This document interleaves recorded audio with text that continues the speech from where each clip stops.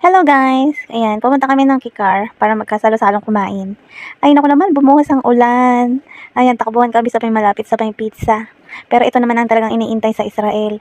Napakabihirang umulan, kaya yan, enjoy. Nabasa tuloy kami ng kaunti. Pero blessing yan. Kasi minsan lang yan sa Israel, ang ulan.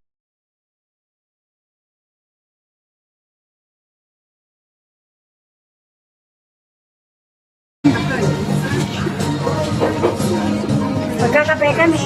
Ay, kape. Thank you sa mga dalawang birthday celebrant. More blessings sa inyo dalawa, ha?